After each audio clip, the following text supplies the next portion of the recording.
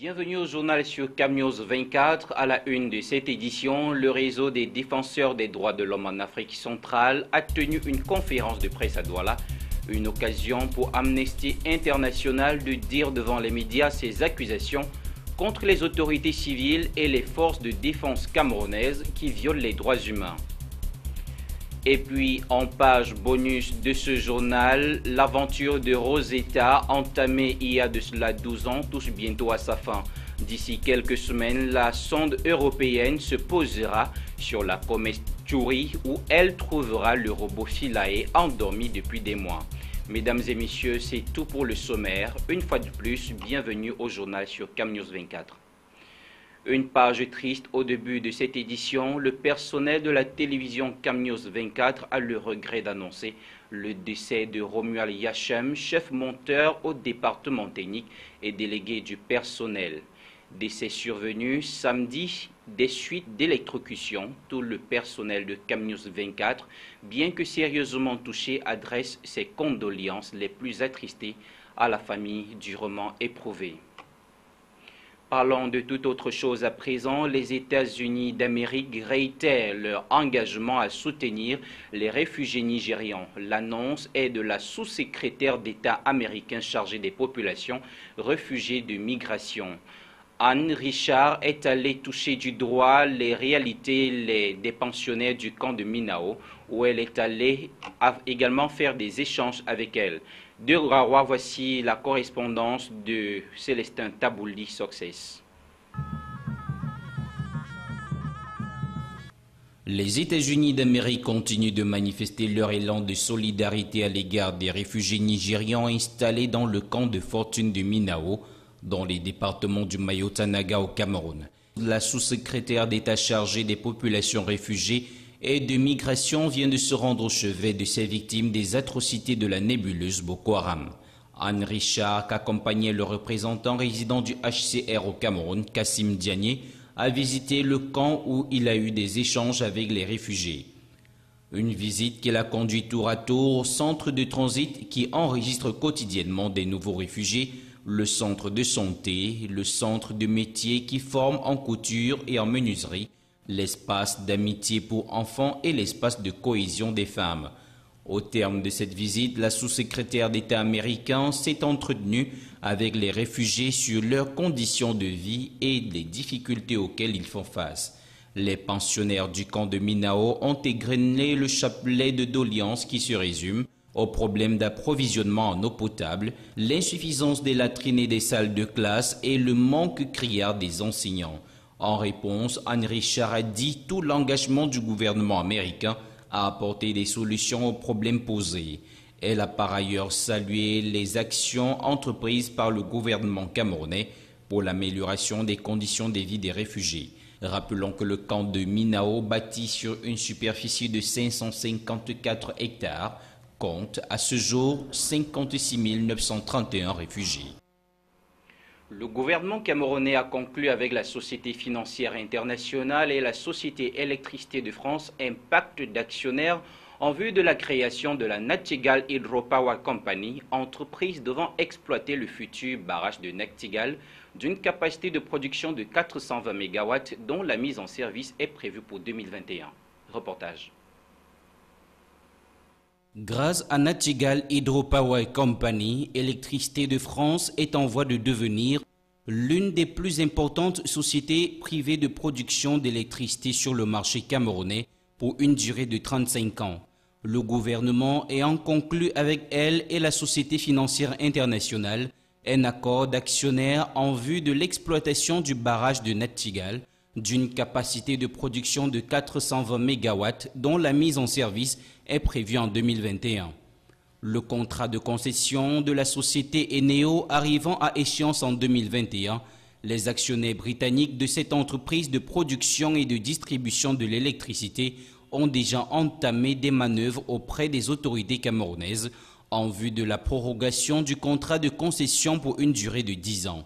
Si ce projet venait à se réaliser, il apporterait sans aucun doute un grand soulagement au grand déficit énergétique que connaît le Cameroun, du moins d'après un raisonnement logique.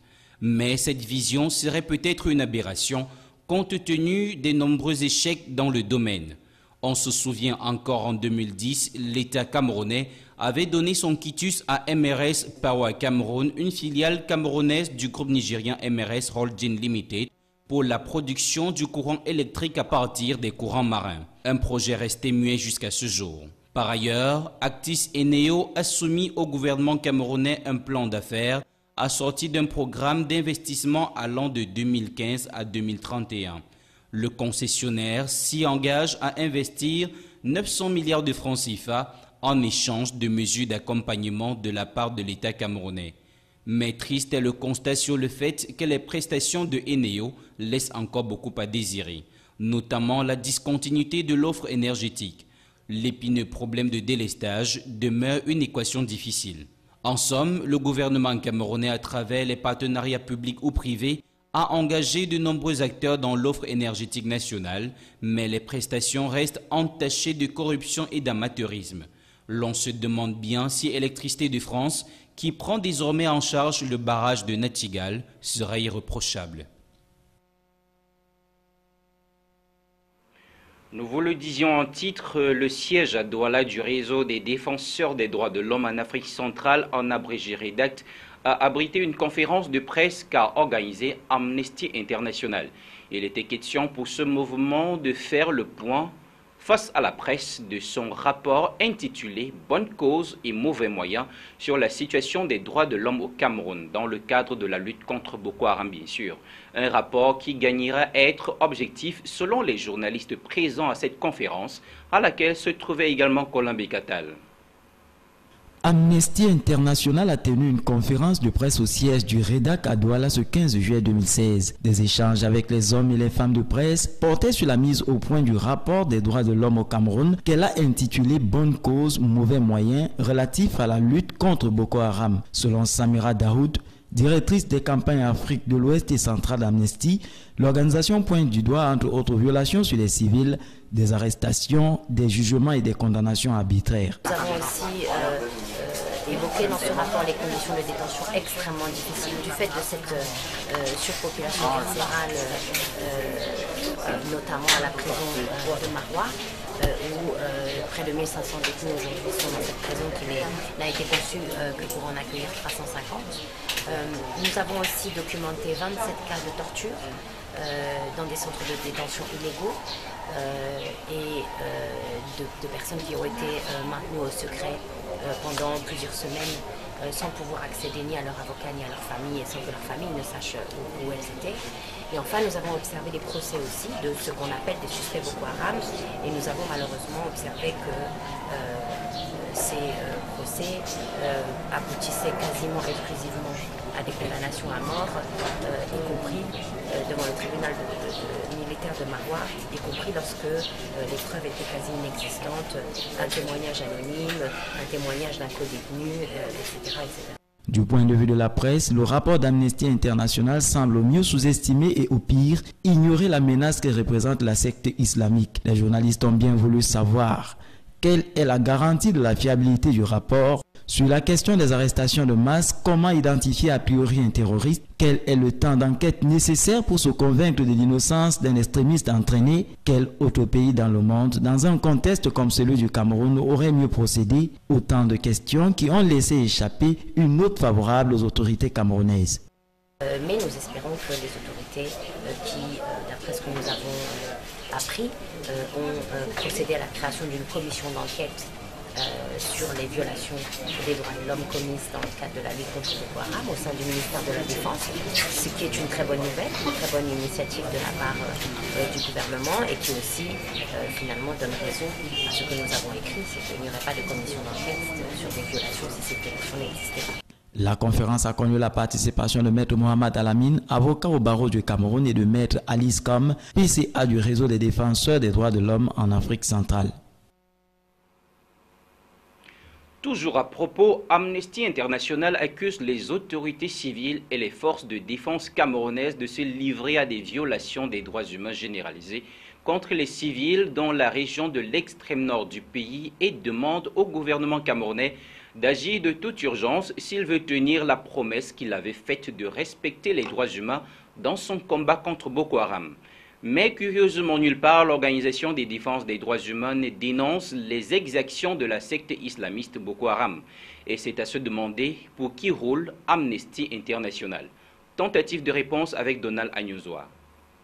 Amnesty International serait-elle un pendant du groupe terroriste Boko Haram? La question vaut son pesant d'or dans un contexte où les sorties pédantes de l'Organisation de défense des droits humains offrent à chaque fois un permis de tuer aux terroristes et dénient au Cameroun le droit de se défendre. Au regard du récent attentat-suicide perpétré à Djakana près de Limani et qui a fait 11 morts, l'on se serait attendu, à défaut d'un rapport d'Amnesty International sur les exactions de Boko Haram, ne serait-ce qu'à une simple lettre de compassion adressée au peuple camerounais meurtri dans sa chair. L'approche ainsi élaborée démontre à suffisance que l'organisation reste très sélective dans son appréciation de violations de droits humains. Cet acharnement contre le Cameroun rame à contre-courant du savoir-faire et du savoir-être des forces de défense camerounaises, très souvent cité en exemple dans les opérations de maintien de la paix. Il est de notoriété établie que l'armée camerounaise engagée au front, tant à l'intérieur du pays qu'à l'extérieur, a toujours su observer scrupuleusement les conventions internationales en matière de conflits armés, notamment les droits et obligations des belligérants contenus dans le droit international humanitaire. Convient-il ici de rappeler à Amnesty International qui, avec emphase, fait l'apologie du terrorisme, que dans toutes les écoles de formation des forces de défense et de sécurité, les droits de l'homme constituent un module de base. Bien plus, au sein des forces de défense et de sécurité engagées au front, la règle d'or est connue. Un terroriste capturé vivant est 1000 fois plus important qu'un terroriste tué. Le Cameroun n'enfreindrait aucunement à ces règles de portée universelle, lui qui aujourd'hui comme hier met à la disposition de la justice tout combattant de Boko Haram interpellé au cours des opérations militaires et autres patrouilles. Les tribunaux militaires de Maroua, de Garoua et de Yaoundé, composés en grande partie des magistrats civils, tiennent régulièrement des audiences quasiment ouvertes au public. Les prévenus ont droit à une assistance judiciaire et disposent de toutes les voies de recours qu'offre le droit positif camerounais. Ce rapport élogieux pour la secte terroriste Boko Haram vient enfoncer une porte entrouverte.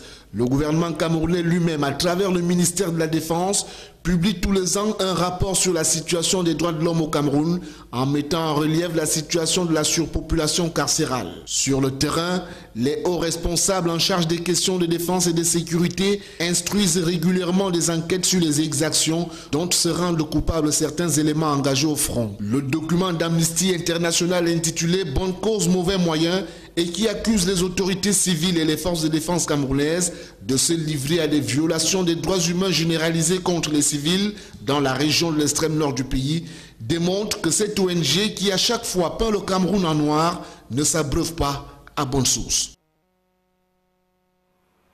En France, à présent, 2 jours après l'attentat de Nice, l'identification des victimes continue dans les morgues et dans les centres de réanimation. Reportage. Victoria, Robert, Timothée, Linda. Les noms des victimes arrivent au compte-gouttes malgré l'appui des réseaux sociaux. Comme en novembre dernier, l'identification des corps est lente et complexe. Beaucoup de victimes n'avaient pas leur pièce d'identité sur elles ou l'ont perdue lors du drame. Les familles ont donc dû passer par la cellule de crise pour émettre le signalement de leurs proches. En novembre, les victimes, souvent très défigurées, avaient été envoyées vers une vingtaine d'hôpitaux différents. À Nice, les 3 principaux centres médicaux ont pu toutes les accueillir. Mais la mécanique reste la même. Les familles, en état de stress, doivent se rendre à la morgue et dans les services de réanimation pour tenter de reconnaître des proches, souvent méconnaissables. Il faut alors s'appuyer sur la couleur de la peau, des cheveux ou sur des signes distinctifs comme des tatouages. L'ADN, les empreintes digitales ou dentaires sont également recueillies. Dans le cas des victimes étrangères, l'absence de famille sur place complique la tâche. Des enquêteurs d'Interpol ont été déplacés pour collecter des éléments dits d'orientation. Ils feront ensuite l'interface avec les proches via leurs bureaux répartis dans le monde. Toujours à propos, Daesh, le groupe État islamique a revendiqué l'attentat du 14 juillet qui a coûté la vie à 84 personnes et fait plus de 200 blessés. Cela semble confirmer les déclarations du Premier ministre Manuel Valls qui affirmait dès vendredi que le terroriste était sans doute lié à l'islam radical. Le tueur serait un soldat de Daesh qui a agi en réponse aux appels à prendre pour cible les ressortissants des pays de la coalition engagés contre l'organisation djihadiste. C'est en tout cas ce qu'affirme l'agence Amaq liée à l'organisation État islamique. L'enquête doit déterminer les motivations du tueur. Outre son ex-épouse, 4 hommes de son entourage ont été interpellés à Nice et placés en garde à vue. Selon des sources proches de l'enquête, le tueur était en lien avec des personnes elles-mêmes en contact avec des islamistes radicaux. La police devra toutefois encore établir s'il a bénéficié ou non des complicités dans son entourage. Sur cette information, nous reviendrons sans doute dans nos prochaines éditions. Nous reparlons de toute autre chose. À présent, nous vous le disions en titre, en page bonus de ce journal.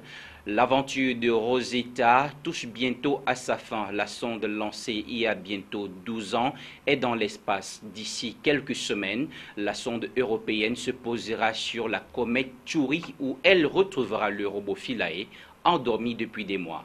Retrouvez plutôt ce reportage. Avant son sommeil, Philae a eu le temps d'envoyer de précieuses informations, notamment sur des ingrédients considérés comme cruciaux pour l'arrivée de la vie sur Terre. Les acides aminés en sont un exemple. Il y avait aussi différents hydrocarbures. Autre exemple, l'oxygène moléculaire, tel celui que nous respirons sur Terre. Les chercheurs pensent depuis longtemps que l'eau et les molécules organiques auraient pu être apportées sur Terre par les astéroïdes et les comètes. Nous avons étudié l'eau sur la comète et il s'avère que ce type de comète ne peut pas avoir apporté toute l'eau que nous avons sur Terre, mais seulement une petite contribution. Il y a cependant d'autres comètes où l'eau semble beaucoup plus compatible avec la nôtre. En prélevant des gaz et de la poussière de la comète, on a pu constater que l'eau n'est pas la même que celle qu'on trouve sur Terre. Autrefois, on supposait que les comètes auraient pu apporter l'eau sur Terre, mais avec l'eau viennent aussi d'autres matières. La matière organique, des molécules organiques qui auraient pu arriver sur Terre ou une autre planète. Et c'est ce qui rend les comètes très intéressantes.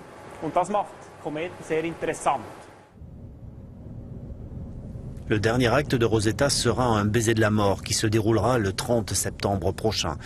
À cette date, la comète se trouvera à 573 millions de kilomètres du Soleil et à 719 millions de kilomètres de la Terre. En septembre, nous allons lentement atterrir sur la comète. Nous allons à nouveau être si loin du Soleil que la sonde n'aura plus assez d'énergie. Pour cette raison, nous voulons trouver une fin grandiose et atterrir sur la comète.